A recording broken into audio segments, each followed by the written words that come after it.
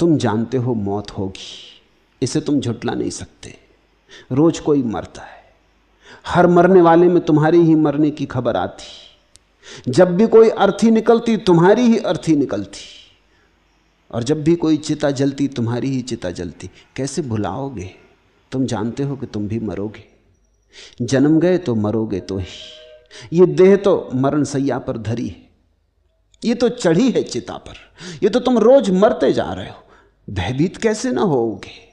ये डर तो खाएगा, ये तो घबराएगा कि मौत करीब आ रही, पता नहीं कब आ जाए, कभी भी आ जाए, किसी भी क्षण आ सकती। इस जीवन में एक ही चीज निश्चित है, मृत्यु, और तो कुछ निश्चित नहीं है। इस निश्चित मृत्यु से तुम घबराओगे कैसे ना? घबराओगे तो ही।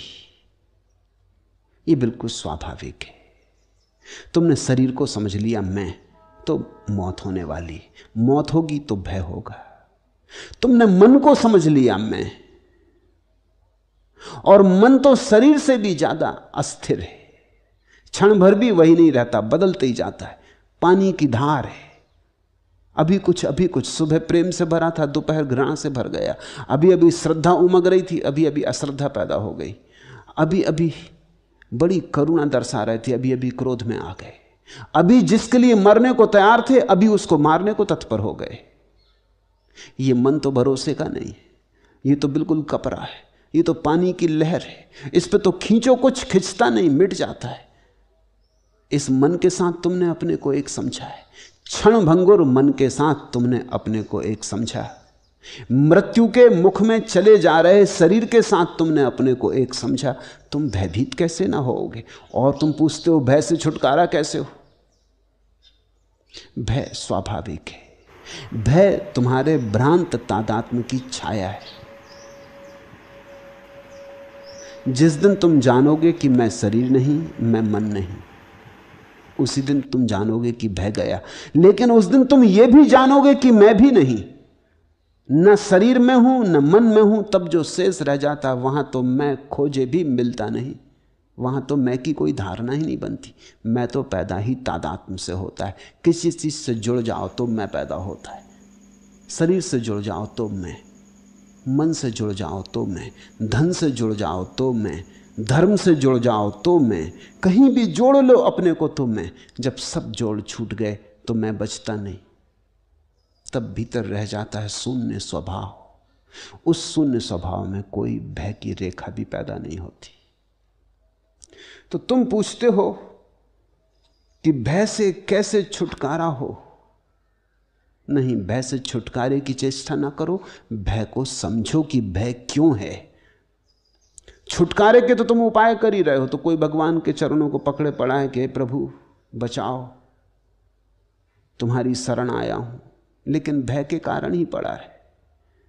तुम भगवान को याद ही करते हो जब तुम भयभीत हो जाते हो। एक नाव डूबी डूबी हो रही थी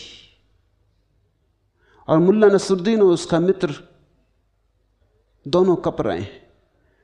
नसरुद्दीन का मित्र घुटने टेक के बैठ गया, नमाज पढ़ने लगा। उसने कहा, हे अल्लाह, हे परमपिता, अगर तूने मुझे बचा लिया तो मैं अब कभी भी शराब ना पीऊंगा। अगर तूने मुझे आज बचा लिया तो मैं कभी धूम्रपान ना करूंगा। वो बड़े त्याग करने लगा। आखिर में वो ये कहने ही जा रहा था कि अगर तूने मुझे बचा लिया तो मैं सन्यासी हो जाऊंगा, फकीर हो जाऊंगा। तभी मुल्ला बोला, ठहर ठहर, रुक, इतनी जल्दी मत कर, किनारा दिखाई पड़ रहा है। और वो आदमी उठ के खड़ा हो गया और भूल गया सब बकवास। जब किनारे ही दिखाई पड़ रहा है तो फिर कौन फिक्र करता है? मुल्ला एक बार चढ़ रहा था वृक्ष पे, खजूर लगे, लंबा वृक्ष, पैर खिसके, तो कहने लगा, हे प्रभु, अगर आज वृक्ष तक पहुंचा दो, खजूर तोड़ लूं तो पूरा नगद 1 रुपया चढ़ाऊंगा, पक्का मानो। हालांकि अतीत में मैंने ऐसा कुछ भी नहीं किया कि तुम भरोसा करो, मगर इस बार करो। चढ़ गया। जब खजूर के बिल्कुल पास पहुंचने लगा फलों के, तो उसने सोचा, ये तो तुम भी मानोगे कि इतने से खजूर के लिए 1 रुपया ज्यादा है। जब खजूर पे हाथ ही रख दिया तो उसने कहा कि चढ़ें तो हम और पैसा तुम्हें चढ़ाएं। इसी बीच पैर खिसका और धड़ाम से जमीन पे गिरा, खजूर भी छूट गए, नीचे गिरा, जल्दी कपड़े झाड़ के ऊपर देख के बोला ये भी क्या बात हुई? अरे जरा मजाक भी नहीं समझे? अगर आज गिराया ना होता तो एक नगद कलदार चढ़ाते। बस आदमी जब भय में होता है तब भगवान, जैसे ही भय के जरा बाहर हुआ कि भगवान इत्यादि सब भूल जाता है। तुम्हारा भगवान तुम्हारे भय का ही रूप है। और लोग मानते हैं कि आत्मा अमर है, ये भी तुम्हारे भय की ही धारणा है। मैं ये नहीं कह रहा कि आत्मा अमर नहीं, लेकिन तुम्हारा मानना कि आत्मा अमर है भय की धारणा है। डरे हो मौत से तो कहते आत्मा अमर है, कप रहे हो, आत्मा का कोई पता नहीं, अमरता की तो बात ही छोड़ो, मगर आत्मा अमर है। इन सिद्धांतों में अपने को छिपाने की कोशिश मत करो।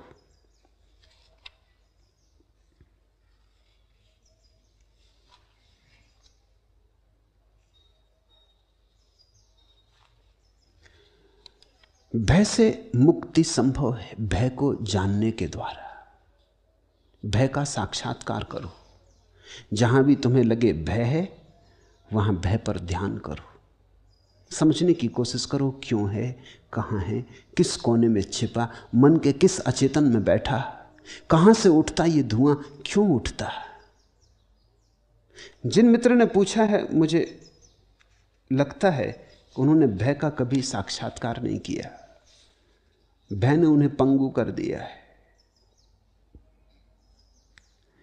तुम इस पंगुता को तोड़ो। जब भय लगे बैठ के शांति से ध्यानपूर्वक भय को पहचानो कहां है। लगता है शरीर मर जाएगा तो शरीर तो मरना ही है, इसमें भय की क्या बात, ये तो होना ही है, इसमें भय करने से प्रयोजन क्या है। सुकरात मरता था, एक शिष्य ने पूछा आप भयभीत नहीं है? तो सुकरात ने आंख खोली और उसने कहा भय, दो ही संभावनाएं हैं, या तो जैसा नास्तिक कहते हैं कि मैं मर जाऊंगा, बिल्कुल मर जाऊंगा, कुछ भी ना बचेगा। जब कुछ बचेगा ही नहीं तो भय किसका, किसको होगा, बात खत्म हो गई। सुकरात ना रहा, खत्म हो गई बात। रह के भी क्या करना था, इतने दिन रहे तो भी क्या कर लिया।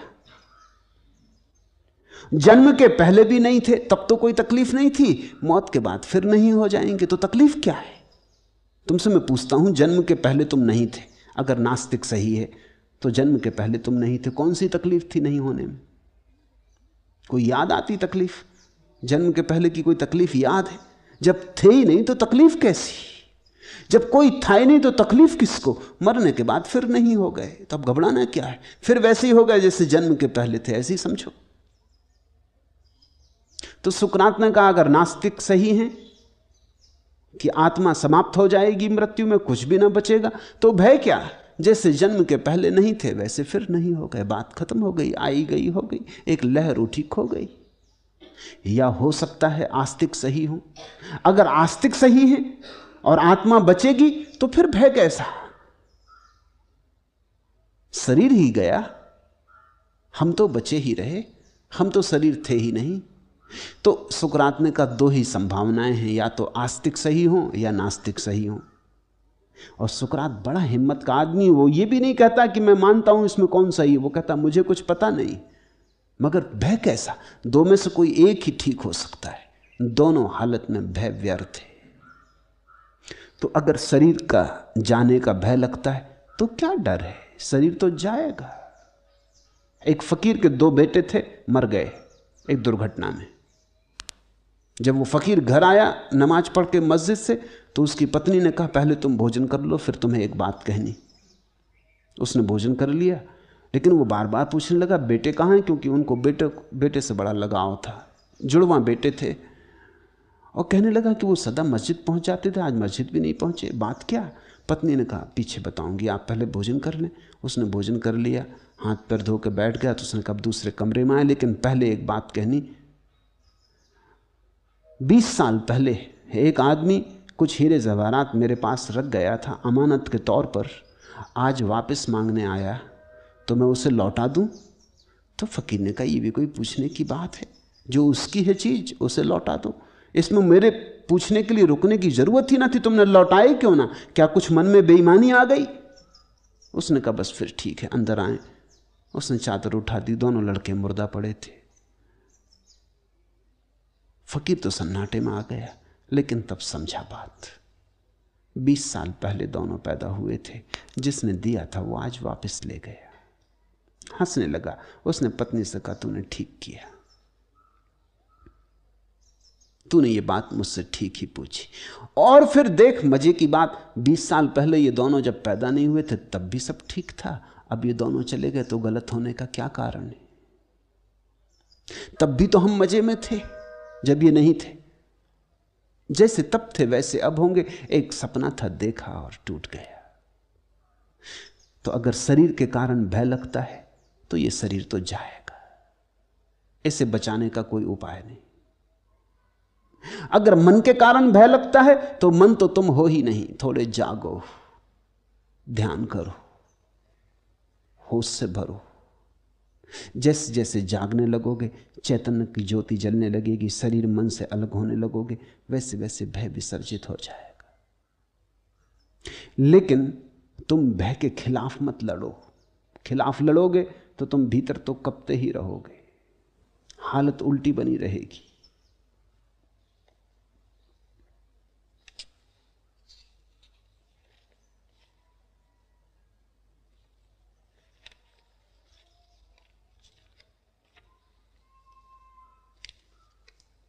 भय से मुक्त होकर अपूर्व जीवन के फूल खिलते हैं। भय से दबे रहकर सब जीवन की कलियां बिन खिली रह जाती, पखड़ियां खिलती ही नहीं। भय तो जड़ कर जाता है। तो मैं जानता हूं तुम्हारी तकलीफ, लेकिन तुम भय से बचने के लिए उत्सुक हो तो कभी ना बच पाओगे। मैं तुमसे कहता हूं भय को जानो, देखो, है जीवन का हिस्सा है। आंख गड़ा के भय को देखो, साक्षात्कार करो। जैसे जैसे तुम्हारी आंख खुलने लगेगी और भय को तुम ठीक से देखने लगोगे, पहचानने लगोगे कहां से भय पैदा होता है, उतना ही उतना भय विसर्जित होने लगेगा, दूर हटने लगेगा। और एक ऐसी घड़ी आती अभय की जब कोई भय नहीं रह जाता। मृत्यु तो रहेगी, शरीर मरेगा, मन बदलेगा, सब होता रहेगा, लेकिन तुम्हारे अंतस्थल में कुछ है शाश्वत सनातन छिपा, जिसकी कोई मृत्यु नहीं। उसका थोड़ा स्वाद लो, साक्षी में उसका स्वाद मिलेगा। उसके स्वाद पर ही भय विसर्जित होता है, और कोई उपाय।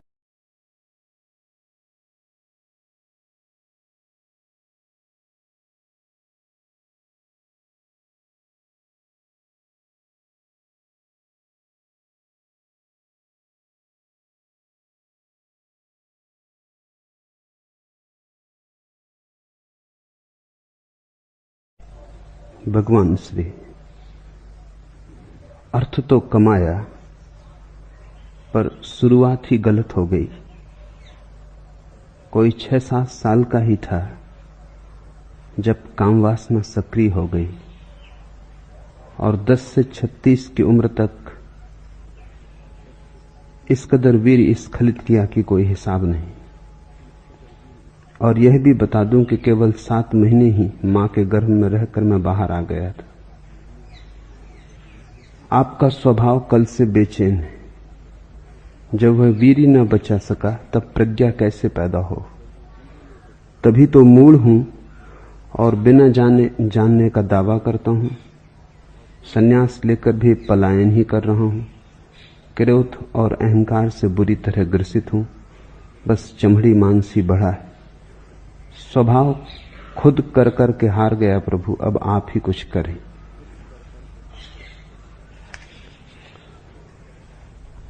पहली बात, जो बीता सो बीता, जो हुआ उसे न तो अनहुआ किया जा सकता है, न करने की चेष्टा में व्यर्थ समय गंवाने की कोई जरूरत है। अतीत के लिए रो मत, भविष्य के लिए प्रार्थना करो। अतीत के लिए पछताओ मत, क्योंकि उस पछतावे में भी गंवाया गया समय फिर लौट कर नहीं आएगा। उतना समय तो गया, कुछ किया नहीं जा सकता, जो गया गया। अब पछताओ मत, क्योंकि पछतावे में गया समय भी व्यर्थ जाएगा। व्यर्थ के कामों में समय जाता है, फिर व्यर्थ के कामों में पछतावे में समय जाता है। मूल तो गया गया, अब तुम व्यर्थ ब्याज भी कमा रहे हो। तो पहली तो बात ख्याल रखो, अतीत के लिए पछतावा ना समझिए। अतीत का अर्थ ही यह है कि जो अब हमारे हाथ के बाहर हुआ, तीर छूट चुका, अब उसे वापस तुम तर्कस में न लौटा सकोगे। लेकिन चिंता का कोई कारण नहीं। ये चिंता भी उसी मन का जाल है जिसने अतीत को गंवाया। अब वही मन चिंतातुर होकर वर्तमान को गंवाएगा। तब किसी दिन भविष्य में जब भविष्य वर्तमान बनेगा, तुम पछतावे के लिए पछताओगे। ऐसा चक्र है, दुष्ट चक्र, जिसमें आदमी फंसता चला जाता है। बहुत ठीक से सभी के समझ लेने की बात है, किसी एक के नहीं, क्योंकि प्रश्न होंगे अलग अलग, लेकिन इस संबंध में सभी का प्रश्न एक है। अतीत के लिए सभी पछताते हैं। कोई काम वासना में गंवाया है इसलिए पछताता है, किसी ने क्रोध में गंवाया है इसलिए पछताता है, किसी ने लोभ में गंवाया है इसलिए पछताता है। अतीत के लिए सभी पछताते हैं, और इससे बड़ी कोई मूढ़ता नहीं है। कुछ किया ही नहीं जा सकता। जब कुछ किया ही नहीं जा सकता, छोड़ो बात। कल नहीं जाग पाए सोए, फिक्र छोड़ो, अब तो बीते कल में जाग ना सकोगे। आज जागो, आज ही प्रारंभ है।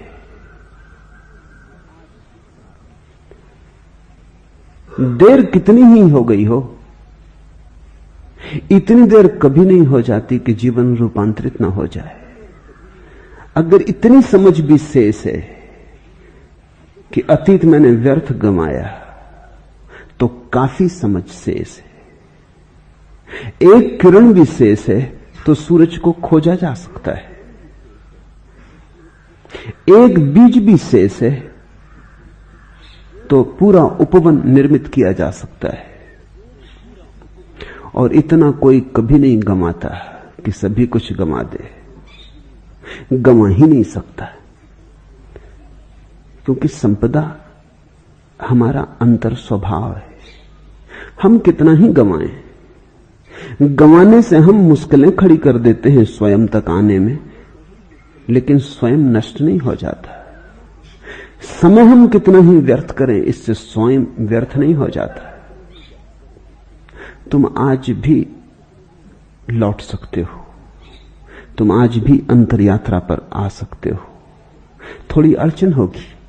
कल जो मैंने कहा वो तुम्हें निराश करने को नहीं कहा है, वो तुम्हें सजग होने को कहा है। यही मनुष्य का उलझाव है। जो सुलझाव के लिए कहा जाता है उससे भी उलझाव खड़ा हो जाता है।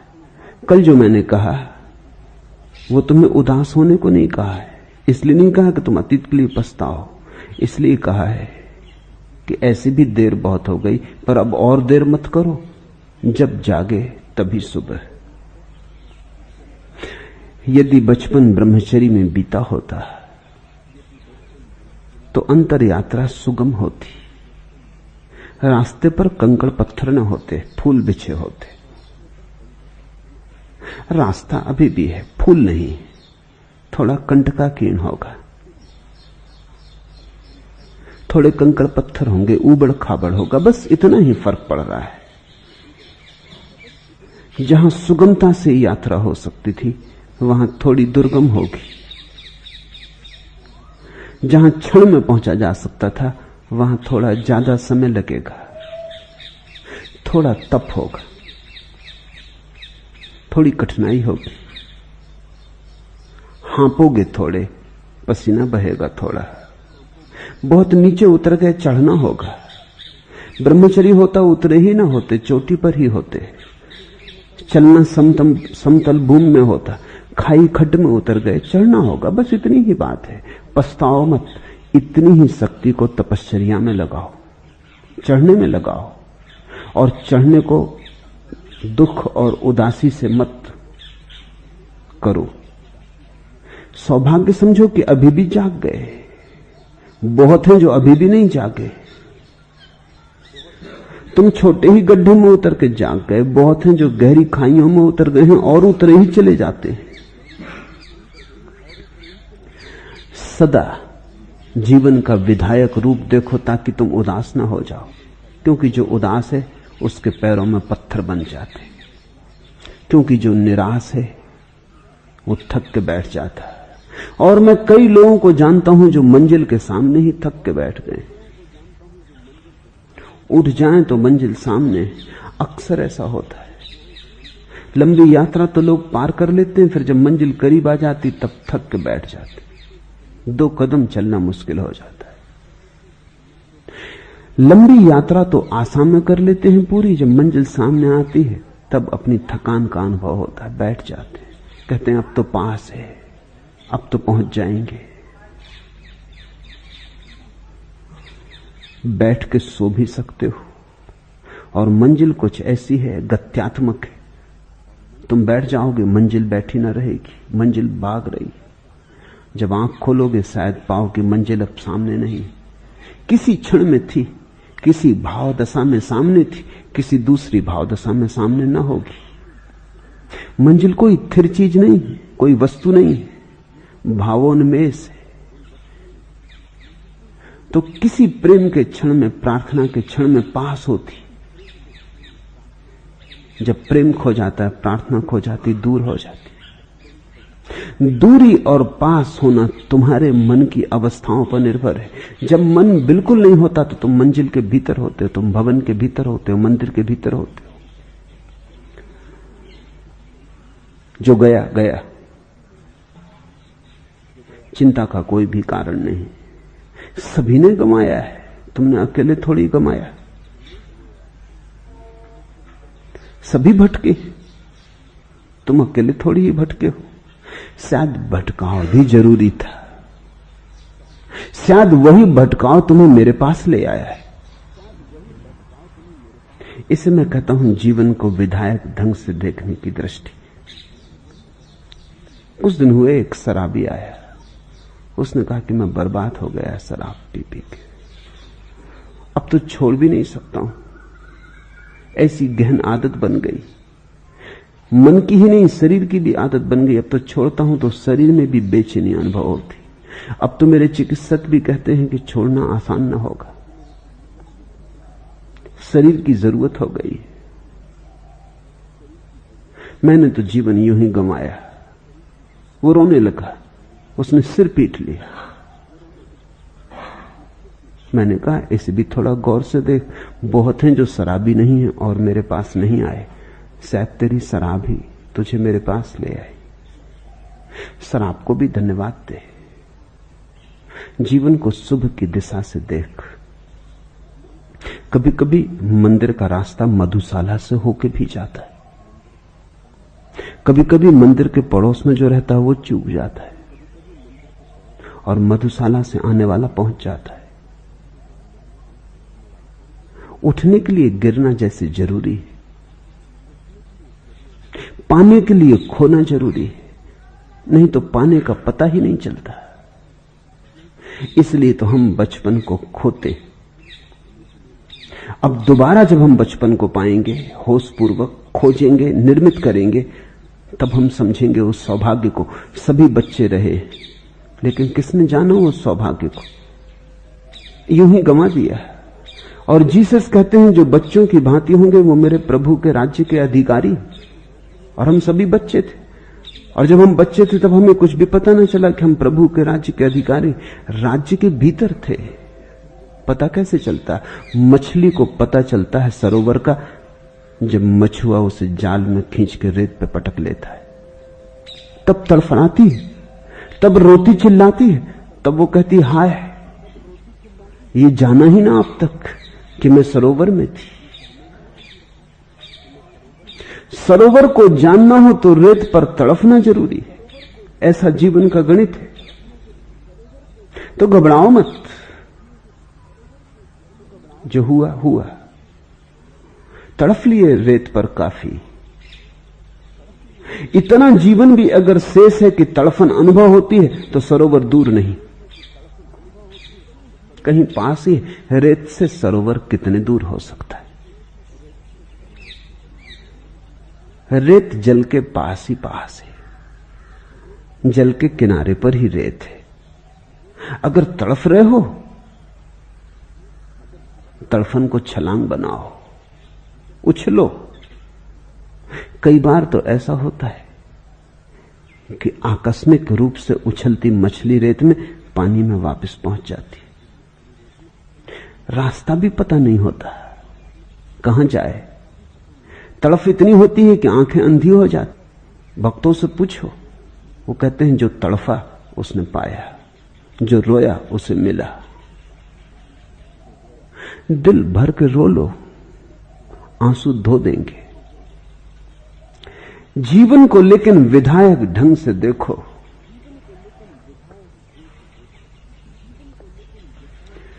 चल रहा है पर पहुंचना लक्ष्य पर इसका अनिश्चित।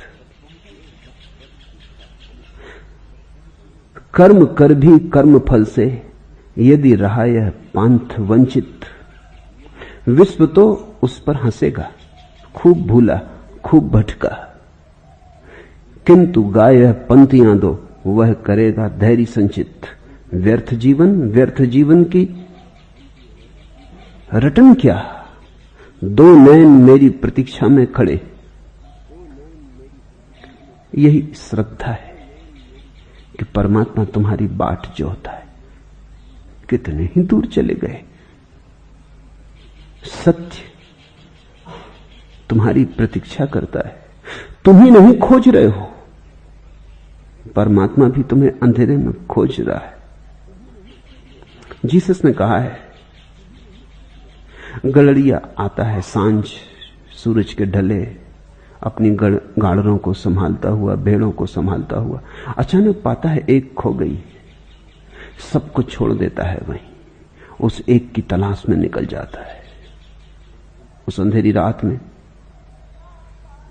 सब कुछ छोड़ जाता है, असहाय, उस एक की खोज में निकल जाता है जो भटक गई। और जब उसे पा लेता है तो उसे कंधे पर रख के लौटता है।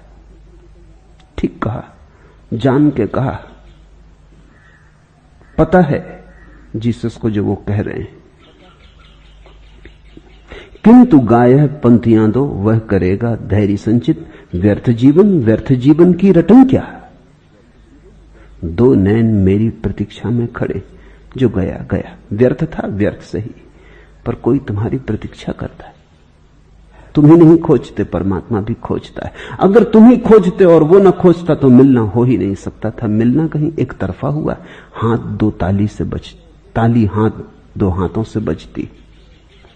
तुम अकेले ही ताली बजाते होते हो, परमात्मा का हाथ उत्सुक न होता, ताली बजने वाली नहीं थी। ताली बहुत बार बजी है, उसका हाथ भी आतुर है, उतना ही जितना तुम्हारा। पंथ जीवन का चुनौती दे रहा है हर कदम पर, आखिरी मंजिल नहीं होती कहीं भी दृष्टिगोचर। धूल से लद स्वेद से सिंच हो गई है देह भारी, कौन सा विश्वास मुझको खींचता जाता निरंतर। पंथ क्या, पथ की थकन क्या, स्वेद कण क्या, दो नयन मेरी प्रतीक्षा में खड़े। मत देखो धूल जो राह पर इकट्ठी हो गई, मत गिनो सूल जो राह पर मिले। नजरें उठाओ, दो नयन मेरी प्रतीक्षा में खड़े। भक्त की भाषा बोलो तो भगवान तुम्हारी प्रतीक्षा कर रहा है। ज्ञानी की भाषा बोलो, सत्य आतुर है अनावृत होने को। जैसे दुल्हन आतुर है आए दूल्हा उठाए घूंघट।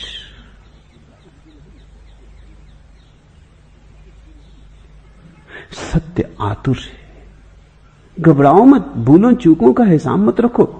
परमात्मा कृपण नहीं, कंजूस नहीं। पंडितों ने, पुरोहितों ने तुमसे कितना ही कहा हो कि वो तुम्हारे पापों का हिसाब रखेगा, मैं तुमसे कहता हूं वो पापों का हिसाब रख ही नहीं सकता।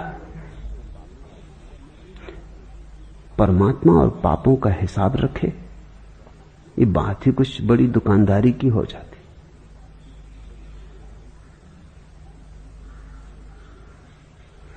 तुम कितने ही भटको भूलो, तुम कितने ही अंधकार में निकल जाओ, उसका हाथ तुम्हें खोज ही रहा है।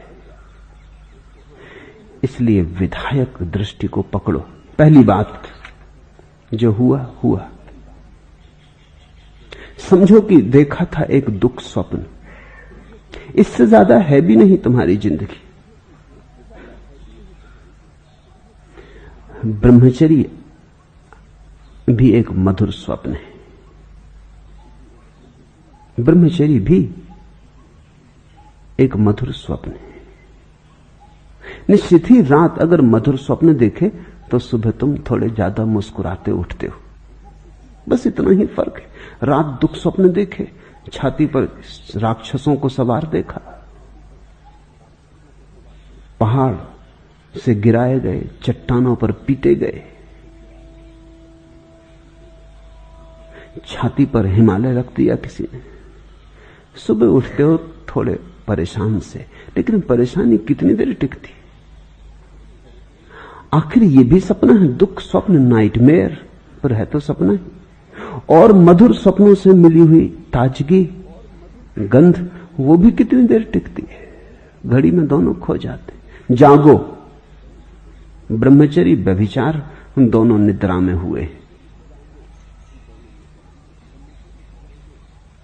हो सकता कि मधुर सपने देख लेते, जब सपने देखने ही थे मधुर देख लेते। अच्छा, न देख पाए, छोड़ो, सपने सपने हैं। अब तुम देखना मन का उलझाव क्या है।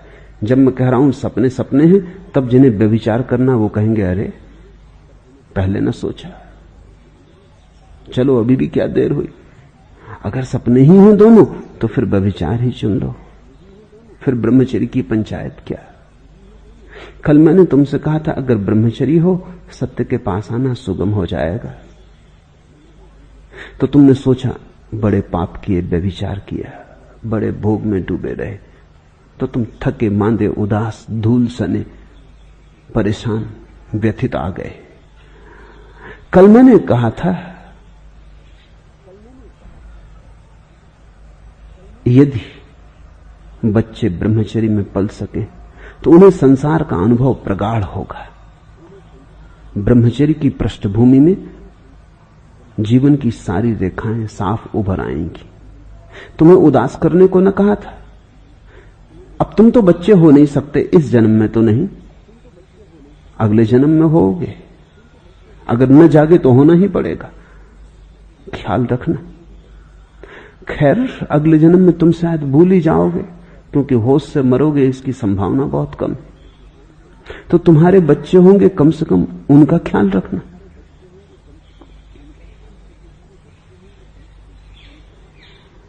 लेकिन वो तो तुमने न सोचा। तुम ये समझ के आ गए कि अब तो बात खत्म हो गई, अब तो प्रज्ञा का जन्म कैसे होगा। ये मैंने नहीं कहा था कि प्रज्ञा का जन्म हो ही नहीं सकता, सुगम होता है, अब थोड़ा दुर्गम होगा। पर अंततः फर्क तो दुख स्वप्न और मधुर स्वप्न का है। रात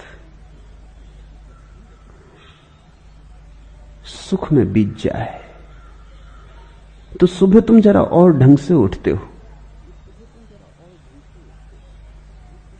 एक प्रसाद होता है उठने में, ताजे होते हो, स्वस्थ मन होते हो, स्वच्छ गात होते हो, स्नान किए किए ताजे ताजे नहाए नहाए होते हो। मधुर स्वप्न की गूंज मधुर स्वप्न की सहनाई भीतर बजती रहती।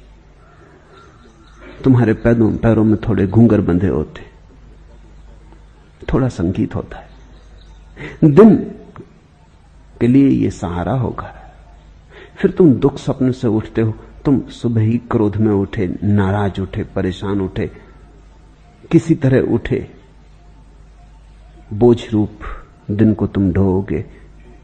लेकिन ये बातें इसलिए होती हैं कि तुम बेहोश हो। अगर तुम होश में उठो सुबह, तो दुख स्वप्न और स्वप्न दोनों बराबर है।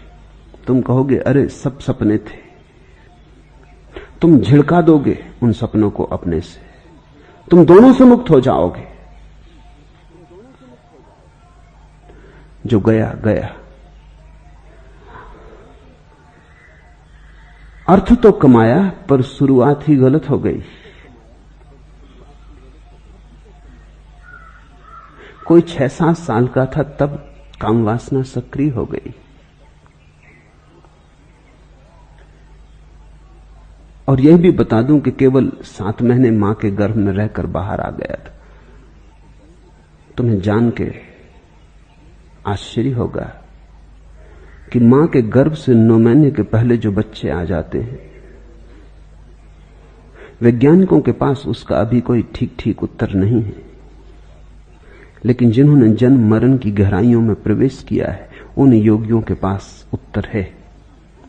उनका उत्तर तुम ख्याल रखो, शायद आगे काम आ जाए। पीछे तो काम आने का अब कोई उपाय न रहा।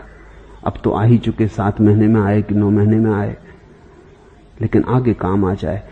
मरते वक्त जो व्यक्ति मरना नहीं चाहता, लड़ता है मौत से, जबरदस्ती करता है बचने की, वो मां के गर्भ से जल्दी बाहर आ जाता। वो जो मरने से बचने की आकांक्षा है, वो जो जीवन की पकड़ है, वही उसे मां के गर्भ से जल्दी बाहर ले आती।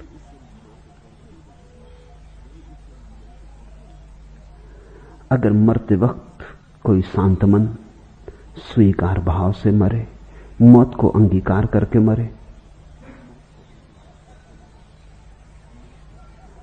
अगर खूब अंगीकार करके मरे, तो वो ठीक समय पर पैदा होता है। कोई जल्दबाजी नहीं।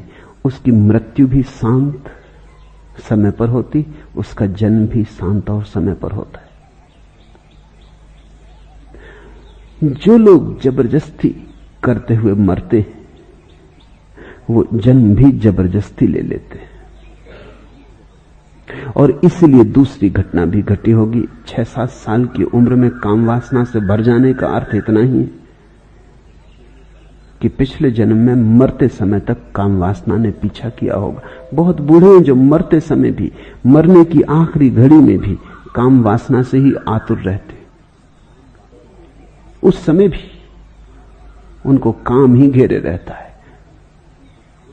राम नाम सत्य, ये तो दूसरे कहते जब वो मर जाते, वे खुद नहीं कह पाते। उनके लिए तो काम नाम सत्य है, वही भीतर धुन गूंजती रहती। तो चाहते हैं कि 2 दिन और मिल जाते जीने के, तो और भोग लेते, थोड़े पाप और कर लेते। एक आदमी मर रहा था,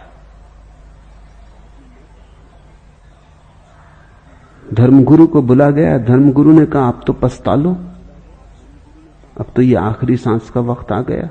उसने कहा, पछता ही रहा हूं, और क्या कर रहा हूं। धर्मगुरु ने कहा, पछता रहे हो तुम, और पछता रहे हो? क्योंकि वो जाहिर आदमी था, कभी मंदिर न गया, कभी शास्त्र न छुआ, कभी सत्संग में बैठा नहीं, पछता रहा है। मरते दम तक भोग में ही लिप्त था। उसने कहा, तुम और पछता रहा? उसने कहा, हाँ पछता रहा हूं, लेकिन तुम गलत मत समझना, मैं उन पापों के लिए पछता रहा हूं जो कर न पाया, कर ही लेता। अब पछता रहा हूं, आखिरी घड़ी आ गई, समय ना बचा। और तुम जैसे मूढ़ों की बातों में पड़ के मैं कई पाप न कर पाया, सोच सोच के रह गया, करूं न करूं। अब ये मौत आ गई, अब कौन उत्तर देगा?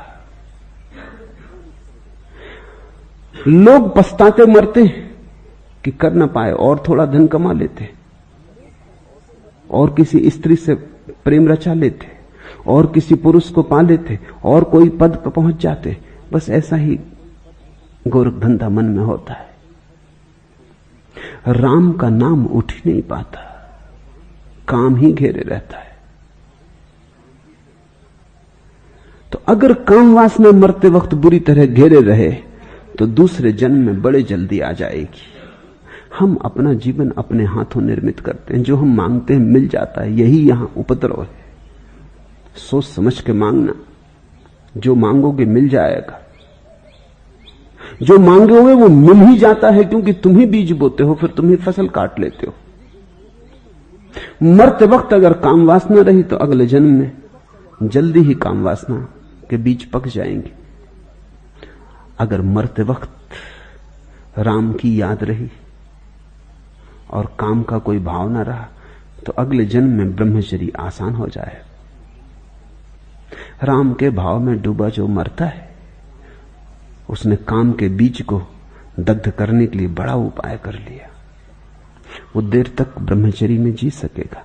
इसी आधार पर तो हम जब कोई मर जाता है तो उसकी अर्थी के आसपास राम नाम सत्य कहते हैं। इसी आधार पर तो गंगा जल उसके मुंह में डालते हैं। वो खुद तो ना कर पाए, वो तो शराब में रहे, गंगा जल जचा नहीं। वो खुद तो नाम न ले पाए, मरते आदमी के कान में हम गायत्री पढ़ते हैं, मंत्र जाप करते हैं, नमोकार का उच्चार करते हैं, मरते आदमी के। ये जो जीवन में उन्हें करना था ये दूसरे कर रहे हैं, ये औपचारिक हो गया। लेकिन कभी ऐसा था कि ये औपचारिक नहीं भी था, और किन्हीं के जीवन में अभी भी नहीं। तब इसमें एक संगति है। एक आदमी जो खुद अपने जीवन में मंत्रोच्चारों में डूबा रहा, जिसने मंत्रों का संगीत अनुभव किया, अब मर रहा है। अब खुद के जिह्वा शिथिल हो गई, अब खुद के ओंठ उच्चार नहीं कर पाते। वो किसी और से कहता है तुम उच्चार करो, मैं तो अपने ही मौसम में मरना चाहता हूं। अब वो किसी और से कहता है कि तुम गाओ गुनगुनाओ, अब मेरी तो सामर्थ्य गुनगुनाने की ना रही, अब मैं तो डूबा जाता हूं। लेकिन डूबते क्षण आखिरी बात जो मेरे कान में पड़े वो मेरा ही संगीत हो, वो मेरा ही प्रभु स्मरण हो। जीवन भर गंगा से नाता जोड़े रहा। गंगा यानी पवित्रता, गंगा यानी सुचिता,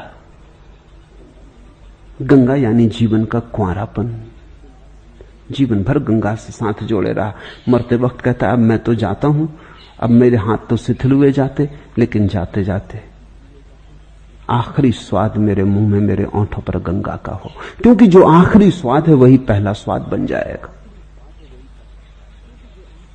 ये गंगा की याददाश्त में ही डूबूं, ताकि जब फिर आंख खुले, फिर नया जन्म हो, फिर जीवन की कली खिले और फूल बने, तो मैं गंगा से भरा ही बाहर आऊं।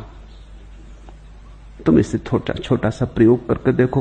रात सोते समय जो तुम्हारा आखिरी विचार हो उसका ख्याल कर लो, तुम पाओगे सुबह जागते वक्त वही तुम्हारा पहला विचार होगा, ठीक वही होगा। अगर तुम रात धन की सोचते सोचते सो गए हो तो तुम सुबह धन की सोचते सोचते उठोगे। अगर रात तुम किसी चिंता में दबे दबे सो गए हो तो उसी चिंता में सुबह तुम उठोगे। रात भर भी वो चिंता तुम्हारे आसपास सरकती रहेगी, उसकी हवा बहती रहेगी, उसका वातावरण बना रहेगा। तुम्हारे कमरे में चिंता का आवास रहेगा। तुम सोए रहोगे, चिंता तुम्हारे चारों तरफ गिलाफ की तरह लिपटी रहेगी। वो प्रतीक्षा करेगी कि जागो, तो मैं हाजिर हूं सेवा के लिए। अभी तुम बेहोश हो गए हो, ठीक है, मैं राह देखूंगी। लगाव है तुम्हारा इतना, जाए भी कैसे। सुबह उठते ही तुम उसे द्वार पर खड़ा पाओगे। इसे थोड़ा विचार करना, खोजना, प्रयोग करना। ठीक यही जीवन के विराट पर भी लागू है। मरते वक्त जो आखिरी विचार होगा वो जन्मते वक्त पहला विचार होगा। इसलिए हर बच्चा एक जैसा पैदा नहीं होता, क्योंकि हर आदमी एक जैसा मरता नहीं। यहां जिंदगी ही अलग अलग नहीं, मौत भी अलग अलग है। यहां व्यक्तित्व इतना महत्वपूर्ण है। यहां तुम अपनी छाप मौत पर भी छोड़ जाते हो। जिंदगी पर तो छोड़ते ही हो, तुम्हारे हस्ताक्षर होते हैं जिंदगी पर मौत पर भी छोड़ते हो। मौत जैसी सूक्ष्म चीज भी तुम्हारे हस्ताक्षरों को ले लेती है। हर आदमी अलग ढंग से मरता है। एक ज़ेन फकीर मर रहा था। उसने अपने शिष्यों से पूछा, सुनो जी, तुमने कभी किसी आदमी को खड़े खड़े मरते देखा? उनमें से एक ने कहा, देखा तो नहीं, लेकिन सुना है कि कभी एक फकीर खड़े खड़े मर गया। क्यों, क्या बात है? उसने कहा कि अब मैं सोच रहा था किस ढंग से मरने का वक्त आ गया। अपने ही ढंग से मरना चाहिए, तो दूसरे के ढंग से क्या मरना? खाट पर लेटे लेटे सभी मरते, ये भी कोई बात हुई? कुछ अपना हस्ताक्षर हो। तो उसने कहा, तुमने फिर कभी किसी को शीर्षासन करते हुए मरते सुना? ये तो सुना भी नहीं, सोचा भी नहीं। शीर्षासन करते हुए मरना? शीर्षासन करते हुए तो आदमी सो भी नहीं सकता, मरना तो बहुत दूर की बात है। शीर्षासन करते हुए तुम सो नहीं सकते, झपकी नहीं खा सकते, क्योंकि खून इतनी तेजी से दौड़ता है, मस्तिष्क में सोओगे कैसे? इसलिए तो हम तकिया रखते हैं रात में, ताकि खून जरा कम चढ़े सिर में, नींद ठीक से आए। बिना तकिए की नींद नहीं आएगी, क्योंकि सिर थोड़ा नीचे पड़ जाएगा शरीर से, खून ज्यादा दौड़ेगा। तो जब तकिए की जरूरत है तो शीर्षासन में तो नींद भी नहीं लग सकती। पर उसने कहा कि छोड़ो भी, जब मौत आएगी तो वो ये थोड़ी देखेगी कि हम शीर्षासन कर रहे हैं, नींद भला ना लगे।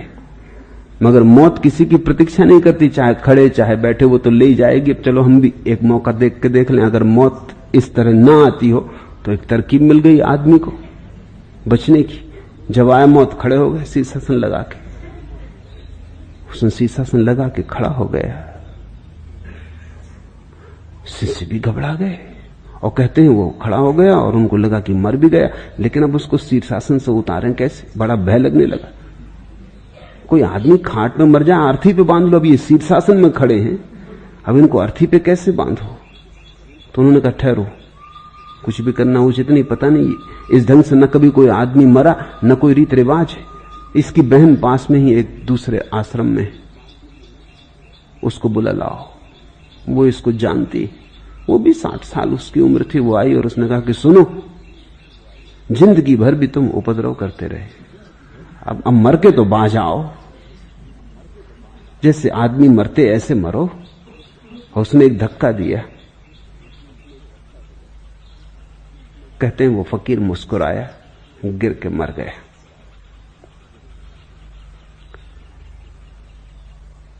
हर आदमी की मौत भी अगर तुम बहुत गौर से देखो तो उसमें तुम विशिष्टता पाओगे। कोई रोता चीखता मरेगा, कोई शांत मौन मरेगा, कोई गीत गुनगुनाता मरेगा। किसी के पास तुम्हें लगेगा कि नृत्य चल रहा है, एक संगीत बज रहा है, एक ओंकार की ध्वनि हो रही। किसी का चेहरा तुम पाओगे मर के कुरूप हो गया, और किसी का चेहरा तुम पाओगे ऐसा सुंदर कभी भी न था।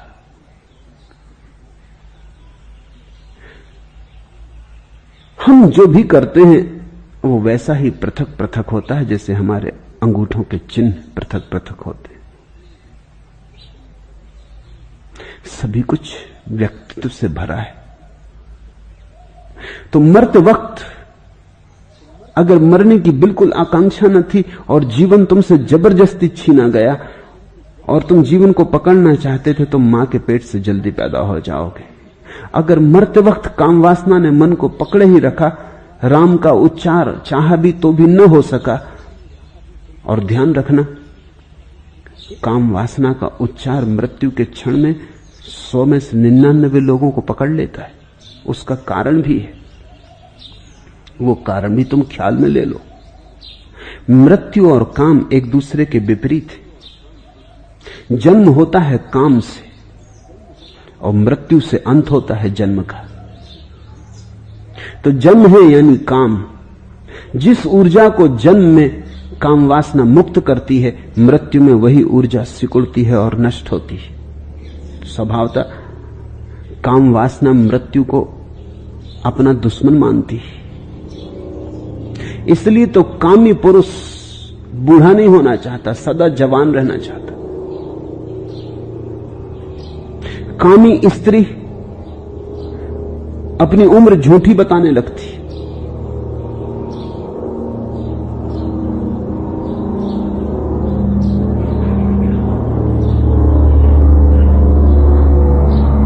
कल ही मैं एक छोटी सी कहानी पढ़ रहा था। एक युवती अपनी मां से बोली, मां का जन्मदिन था, क्योंकि वो देख रही कि मां की उम्र बढ़ती तो नहीं, उल्टी घटती जाती। पिछले साल अगर 35वां जन्मदिन मनाया था तो इस बार वो 34वां जन्मदिन मना रही। तो उसने कहा कि मां और सब तो ठीक है, मुझ में और तुम में कम से कम 9 महीने का फर्क रखना, तो बड़ी झंझट होगी, लोग क्या कहेंगे।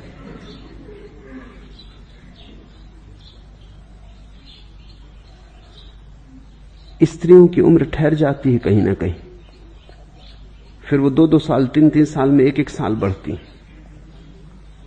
बड़ी झिझक के बढ़ती, बड़ी मुश्किल से बढ़ती। बुढ़ापे का भय। पश्चिम में स्त्रियां बच्चों को दूध नहीं पिला रही, क्योंकि दूध पिलाने से स्तन बूढ़े हो जाते।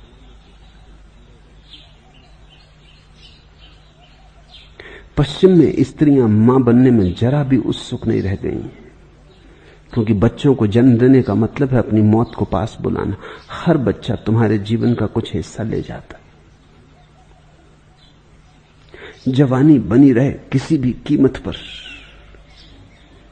काम वासना बुढ़ापे से भयभीत है, क्योंकि फिर बुढ़ापे का जब कदम उठ गया तो फिर मौत ज्यादा दूर नहीं। बुढ़ापा आ गया तो कब्र फिर कितनी दूर रही। मरघट के द्वार पर तो आ ही गए, अब ज्यादा देर न लगेगी। अगर बचना हो तो पहले बुढ़ापे से बचना चाहिए, तो फिर मौत से शायद बचना हो जाए। आदमी की कथाओं में, सारी मनुष्य जाति की कथाओं में तुम ऐसे लोग पाओगे जो मरे नहीं। वो हमारी काम वासना के प्रतीक है। कोई अश्वत्थामा मरता ही नहीं, कोई आल्हा ऊदल मरते ही नहीं। सारी दुनिया में ऐसी कथाएं हैं कि कोई व्यक्ति जिए ही चला जाता। तुम भी बड़े प्रभावित होते हो अगर कोई कह दे कि फलां सन्यासी गांव में आया, उसकी उम्र 200 साल, चले गिरे चरणों में, बड़े चमत्कृत हो गए। चमत्कार क्या है इसमें? चमत्कार यह है कि जो आदमी 200 साल जिंदा रह गया, पता नहीं कोई जड़ी बूटी दे दे, कोई ताबीज दे दे, आशीर्वाद दे दे, तुम भी रह जाओ। ये तुम्हारे भीतर मरने का जो डर है, भय, वही तुम्हें चमत्कृत करता है। उसी को चमत्कृत करने के लिए साधु अपनी उम्र बड़ी करके बताते हैं। तुम थोड़ा सोचो, स्त्रियां उम्र छोटी करके बताती हैं, साधु बड़ी करके बताते हैं, मगर मतलब दोनों का एक ही, प्रयोजन एक ही है। स्त्रियां छोटी करके बताती है, वो कहते हैं मौत बहुत दूर। साधु बड़ा करके बताते हैं कि हम तो पार कर चुके हो, मौत को हरा चुके। मगर दोनों ये कह रहे हैं कि किसी भांति हम मौत से दूर, मौत हमें छू नहीं सकती। लेकिन ये कामी की ही वासना है। तो पिछला जन्म, पिछला जीवन, पिछली मौत तुम्हारे इस जन्म को प्रभावित कर जाती। पर ये सब हो चुका। ये मैं तुमसे इसलिए नहीं कह रहा हूं कि तुम इसके लिए उदास हो, मैं तुमसे इसलिए कह रहा हूं ताकि आगे तुम फिर ऐसी भूलें ना करो। एर्नोल्ड टॉयनबी ने अपने एक पत्र में लिखा है, इतिहास पढ़ना जरूरी है ताकि लोग वही भूलें दोबारा ना करें। ये बात ठीक समझ में आती। लोग कहते हैं इतिहास नहीं दोहरता है, लेकिन यह तभी संभव है जब इतिहास को ठीक से समझ लिया जाए, तभी नहीं दोहरेगा, नहीं तो दोहरेगा। जो मैं तुमसे कह रहा हूं वो तुम्हें उदास करने को नहीं, बल्कि तुम्हें भविष्य के प्रति आशा से भरने को, कि अब तुम्हारे हाथ में सूत्र है। अब तुम दोबारा उस भांति मत मरना, और अब तुम दोबारा काम वासना से भरे मत भरना। यही मैं तुमसे कहता हूं कि मरते वक्त काम वासना बहुत जोर से पकड़ती। तुमने देखा जब दिया बुझने लगता तो भभक के जलता है, एक बार ऐसा जलता है जैसा कभी नहीं जला था। मरने के पहले काम वासना भी भभक के जलती है। मौत आ गई तो जो सदा की छिपाई हुई ऊर्जा थी, दबाई हुई ऊर्जा थी, कृपणता थी, अब तो मौत आ गई, सब छूटने लगा हाथ से, अब भभक के जलती, एक जोश में तुम्हें चारों तरफ से घेर लेती। मरता हुआ आदमी 100 में 99 मौकों पर काम वासना से घिरा मरता है। चिल्लाओ तुम मंत्र, पढ़ो तुम गीता, उस तक नहीं पहुंचेगा, क्योंकि वो भीतर तो काम वासना की लिहाफ में लिपटा हुआ है। मरते वक्त और काम वासना से बच जाना बड़ा कठिन। ये तभी संभव है जब जीवन भर तुमने काम वासना के प्रति सजगता साधी हो और तुम्हारी काम वासना से इतनी पहचान हो गई हो कि जब वो आखिरी भवक के जले तब तुम हंस के कहो कि अच्छा तो अब दिया बुझा, और तुम साक्षी रह सको, तुम कहीं तादात्म्य ना कर लो। आपका स्वभाव कल से बेचैन है। जब वह वीर न बचा सका तब प्रज्ञा कैसे पैदा हो। अगर तुम बचे हो तो वीर भी बचा है। वीर के संबंध में कुछ बात समझ लेनी जरूरी है। पहली बात कि वीर कुछ ऐसी बात नहीं है कि कोई निश्चित संपदा है, रोज पैदा हो रहा है। ये बड़ी भ्रांति है तुम्हें कि वीर कोई निश्चित संपदा है। ये कोई फिक्स्ड बैंक अकाउंट नहीं कि 100 रुपए जमा, 1 रुपया खर्च हो गया 99 बचे, एक और खर्च हो गया 98 बचे। वीर सृजनात्मक है, ये रोज पैदा हो रहा है। तुम्हारे भोजन से, श्वास से, श्रम से, विश्राम से रोज पैदा हो रहा है। इसलिए इससे घबराने की कोई जरूरत नहीं है। ब्रह्मचर्य को तुम कृपणता मत समझ लेना, जो कि अक्सर हुआ है। कंजूस आदमी ब्रह्मचारी हो जाते, वो भी एक तरह का की कंजूसी है। न धन खर्च कर सकते, न वीर खर्च कर सकते। मैं तुम्हें कंजूस बनने को नहीं कह रहा हूं, न बुद्ध कह रहे हैं, न पतंजलि कह रहे हैं। वस्तुतः वे ये कह रहे हैं कि इसके पहले कि तुम खर्च करो, काफी हो तुम्हारे पास, ताकि खर्च करने की गहराई आ सके। इकट्ठा करो पहले, ऊर्जा को गहन होने दो, सघन होने दो, क्योंकि जितनी ऊर्जा सघन और गहन होगी उतना ही संभोग गहरा हो पाएगा। और कभी कभी एक संभोग में भी मुक्ति हो सकती। एक संभोग भी ठीक से देख लिया, बात खत्म हो गई, फिर तो पुनरुक्ति है। और ध्यान रखना, अगर वीर पास हो तो एक संभोग, पहला संभोग जितना गहरा होगा, दूसरा उससे कम होगा गहरा, तीसरा और कम गहरा होगा, क्योंकि पहला 25 वर्ष या 20 वर्ष या 28 वर्ष की संपत्ति, इकट्ठी संपत्ति का परिणाम था। फिर दूसरा तो रोज रोज जो संपत्ति इकट्ठी होगी उसका परिणाम होगा।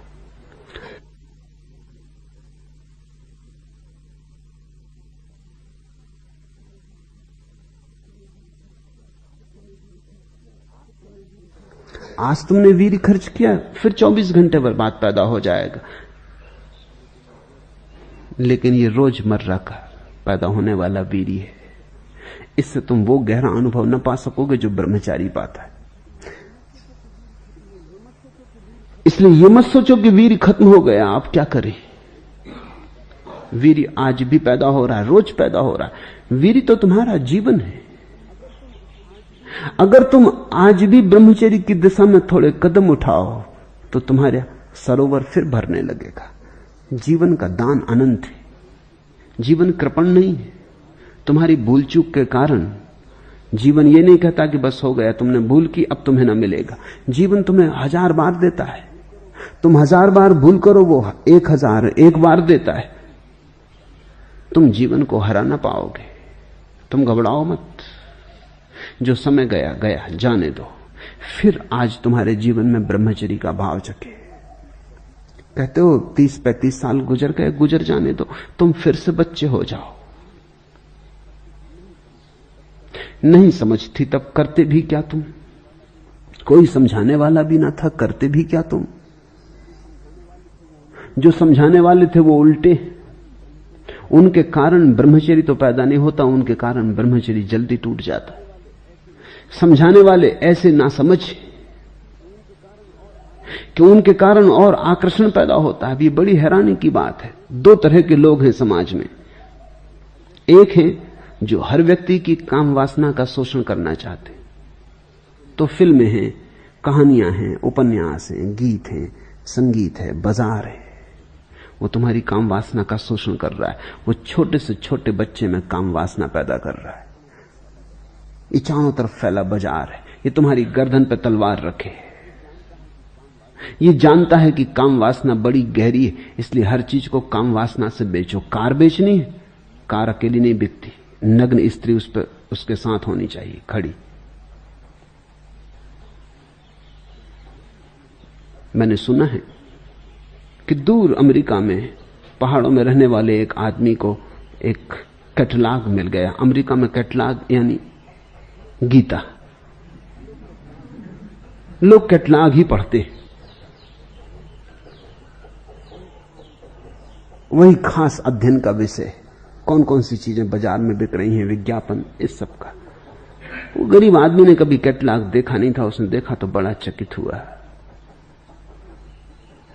उसने एक स्त्री को देखा कैटलॉग में, बड़ी सुंदर और दाम बहुत कम। वो बड़ा हैरान हुआ, कुल $3, ये कोई 25-30 रुपए। उसने कहा इतनी सस्ती मिल रही। उसने फौरन ऑर्डर किया।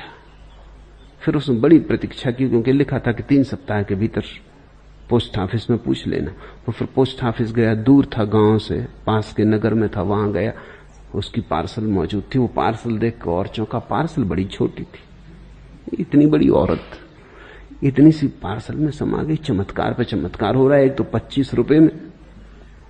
उसने पूछा पोस्ट मास्टर को कि मुझे शक है, जो चीज मैंने बुलाई है नहीं इसमें, ये धोखाधड़ी, मेरे 25 रुपए मुफ्त जाएंगे, मैं जान लेना चाहता हूं। उसने कहा तूने बुलाया क्या? तो वो जरा शर्माया। अब उसने कहा अब आपसे क्या छिपाना, ने एक स्त्री बुलाई। स्त्री? कहां तुमने पढ़ा कि 25 रुपए में स्त्री मिलती? और अभी तक तो इंतजाम नहीं हुआ वीपीपी से भेजने का। और तरह से मिलती, 25 में भी मिलती, मगर वीपीपी से तुम भी बड़े खोजी।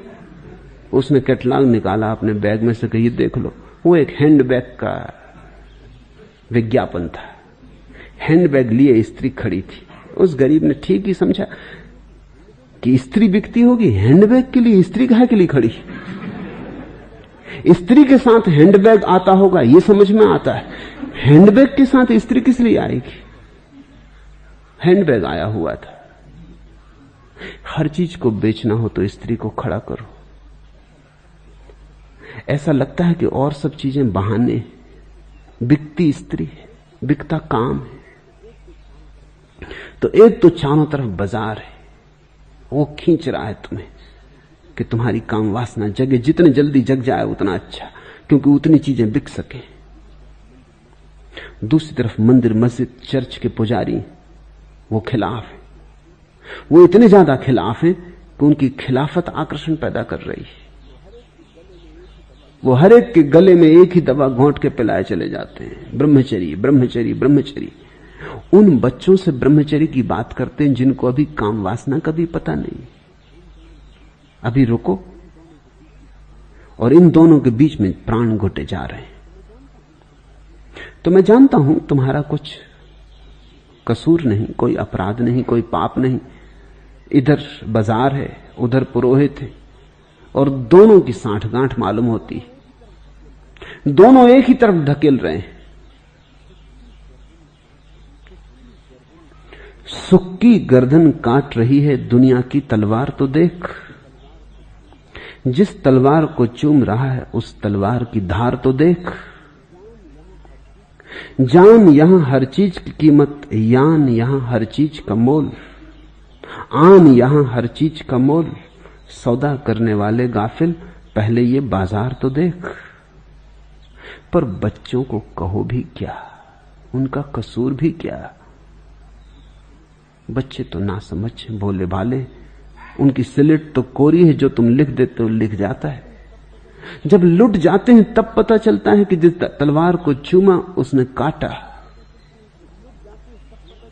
जब लुट जाते हैं तब पता चलता है कि यह बाजार तो लुटेरों का है, दुकानदारों का नहीं। लेकिन तब ऐसा लगता है देर हो गई।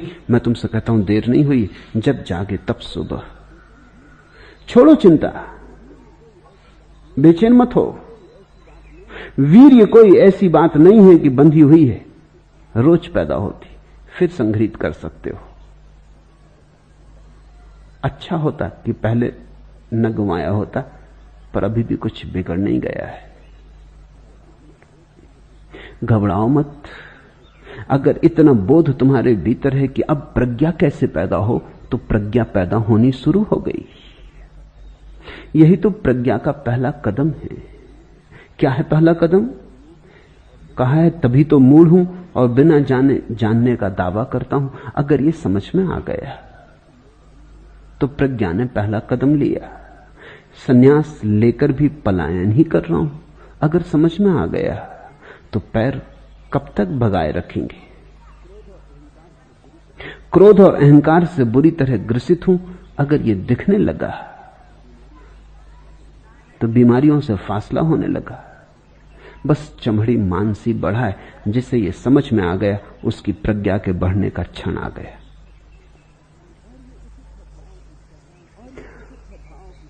और ये उचित है भाव की स्वभाव खुद कर करके हार गया। प्रभु अब आप ही कुछ करें। इस भाव को प्रार्थना बनने दो, इस असहाय भाव को पूजा बनने दो। इसमें फर्क समझ लेना, इसमें भी भ्रांति हो सकती है। असहाय अवस्था से उठा हुआ यह भाव तुम्हें मुक्त कर सकता है, लेकिन निराशा से उठा हुआ यही भाव तुम्हें बर्बाद कर सकता है। तुम निराशा से यह मत कहो कि अब आप ही करें, तुम असहाय अवस्था से कहो। क्या फर्क है दोनों में? जब तुम निराशा से कहते हो तब तुम ये जानते हो तो सकता नहीं। चलो ये भी करके देख लें कि शायद गुरु पर छोड़ने से कुछ हो जाए, शायद प्रभु पर छोड़ने से कुछ हो जाए। जानते तो तुम ये हो कि ये हो नहीं सकता। जब अपने किए न हुआ तो इनके किए क्या होगा? मगर मजबूरी है, चलो इसको भी जांच लें, इसे भी